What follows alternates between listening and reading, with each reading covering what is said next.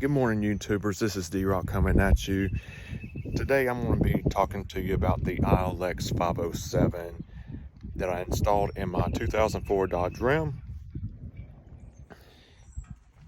This was a fairly easy job due to the fact that I had a ILX-650 that I just took out, put it in my wife's Jeep, and it was an easy job. Literally, the plugs match up 100%, so you can actually just take it out, put the new radio in, and you're done. On this radio, well, on the truck at least, I actually installed a backup camera. The one that came with it was just a regular handle lift gate for it, and the one that I ordered I got off of Amazon. It was like 50 bucks through American Truckers. So if anybody out there is looking for a nice factory look backup camera, I really recommend those guys, because the camera itself, it's really, in my opinion, it's almost factory. So without further ado, let's go ahead and get this review started.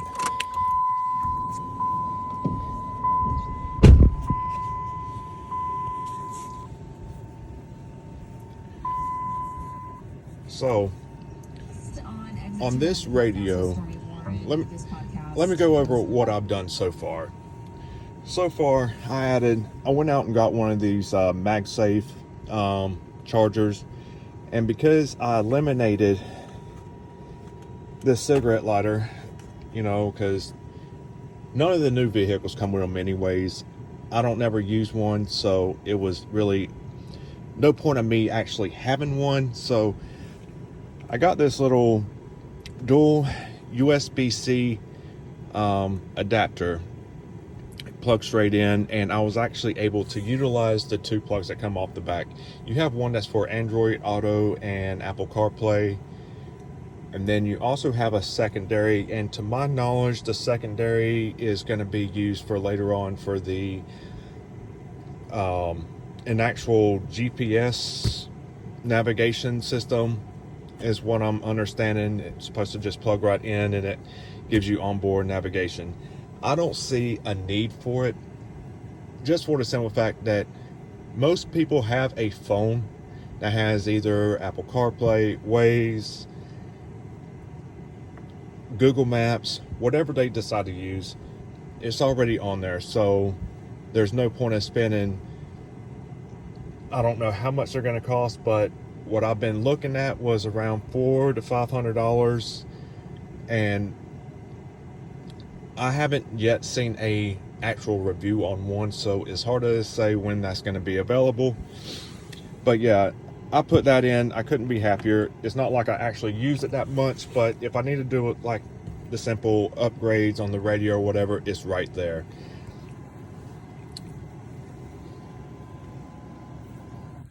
Now, on the radio itself, I couldn't be happier. Like,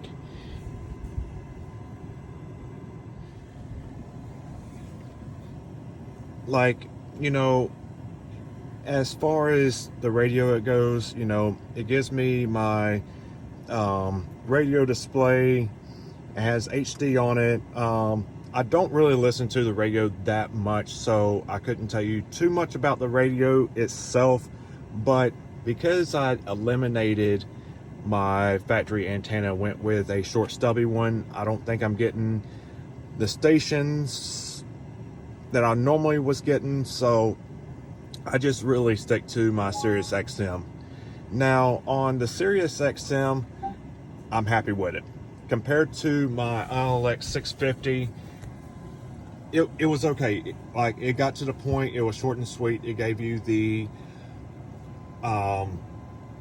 artist, the name of the song, the station, whatever, but it had this ugly XM logo thing on it, and it was completely horrendous. Like, I was not happy with it whatsoever.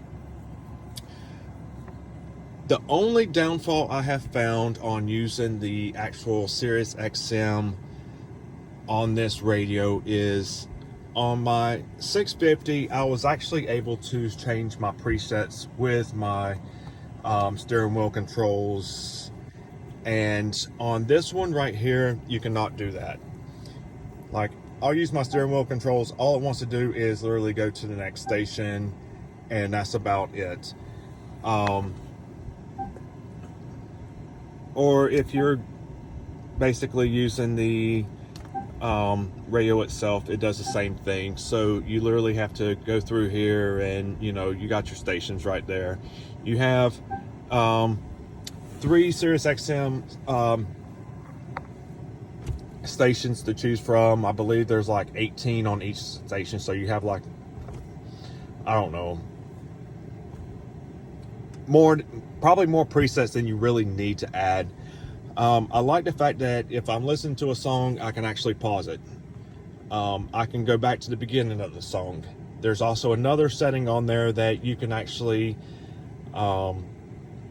you go in and you can have the song play at the very beginning of the station that you tune into, which is a really, really nice feature. It's a lot of the new cars, they have this, and I really like this on this radio. You have your notifications, so you can set an artist song notification, so whenever that song's playing, it'll actually give you alerts where you can actually tune into that station, which is really, really nice. Has a related, so if you're listening to something, they give you other related stations that you can also tune to, which will actually help music lovers actually discover new content. On mine, I actually bought a power inverter so I could actually hook up my Apple TV. I'm not big on the Amazon Fire Stick, so what I have done was I chose the inverter, plugged it in, and ran my HDMI and everything over to my Apple TV. It's all hidden, so I can actually, if I'm going on a long trip, I can go to my HDMI, get my little remote out, and if I'm going on a long trip, I got my son in the back seat. He can sit back and we can watch TV, whatever. I know you're not supposed to be doing this while you're driving, but oh well. It's not like I'm really paying attention to it, because most of the time he's either watching Bluey, Spider-Man, or whatever kids cartoons is that he wants to watch, which is really, really nice. I can AirPlay over to it, so it's not a big deal, but I really don't have a need to AirPlay over to it, just for the simple fact I have everything already here.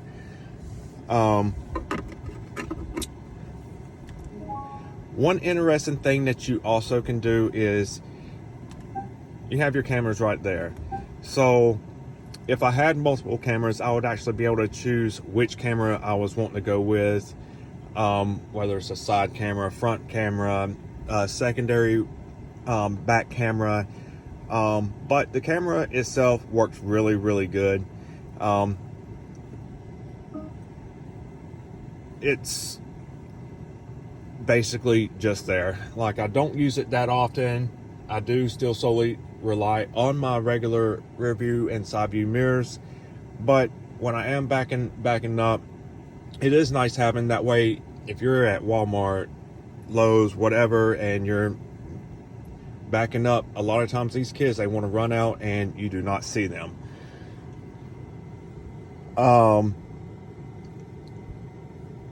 One thing I do love about the radio is having, no matter what you're in, besides CarPlay, you can access your audio stations and you can quickly go into it, do what you need to do, and you can back out. You have all kind of adjustments with your fade balance, your EQ settings. I don't know a whole lot about the EQ settings. I'm not that good at it, so I try not to even mess around with it. The crossover, I have it as flat right now. When I had my 650 in it, I did a little bit more adjustments, and I'm still playing with this one right here, trying to get that right tune to my liking, but it's fine. On the time correction, I'll leave that at 0 because some people, they can tell the difference, some people they can't. I like stock, I'll leave it alone. To me, there's no reason for it. The media expander, it works really, really well. I have made adjustments to it. Right now I have it off, but I'm still working and playing with this radio. They do have different bass engine SQs.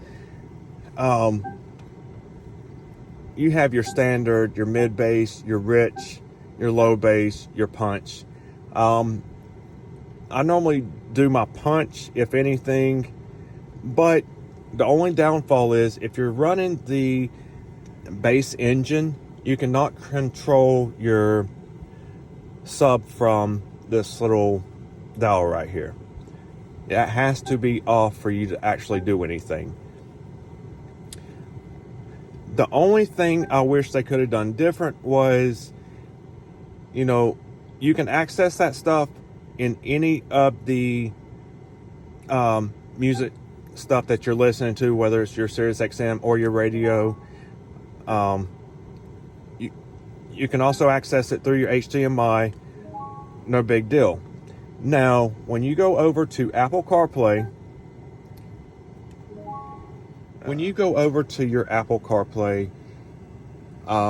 you cannot access the media controls, which to me, that's a big downfall. One thing I have actually loved about this radio is, I don't use it that often, but it is nice being able to have that feature, is the whole nav button. I like being able to just, if I'm listening to Sirius XM, I need to get directions somewhere, I can just quickly hit the nav. It brings up my favorite GPS. Whether you use your Apple Maps, Waze, Google Maps, it's all right there. So that is one really solid feature I really like. The Tidal app, it is nice, but at the same time, I don't see a need for it.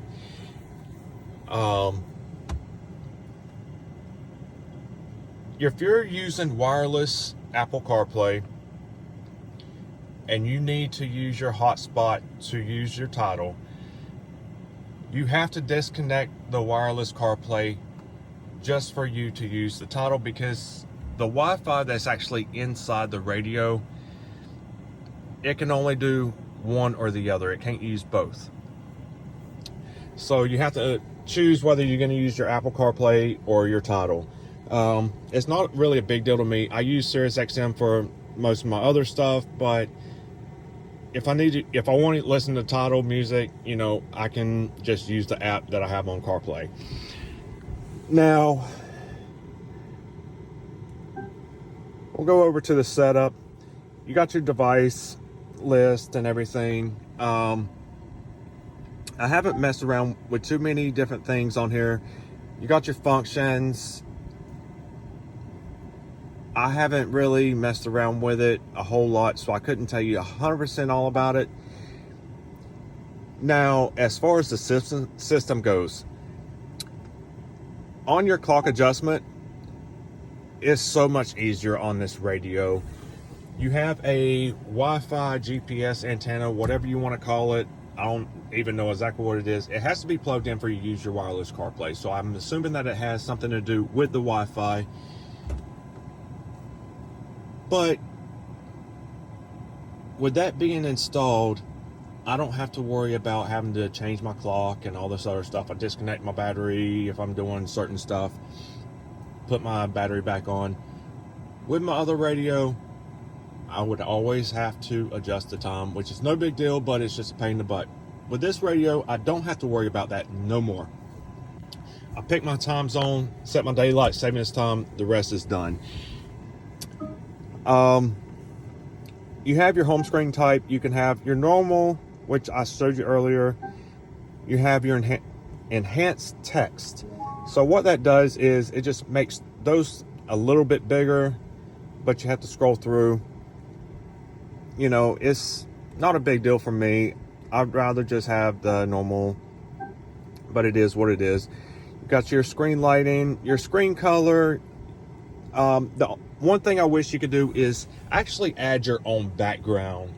Like, I know that some of the other models you was actually able to set your own background. On this you can't, which is a big downfall. If anybody knows any workarounds on that, please let me know.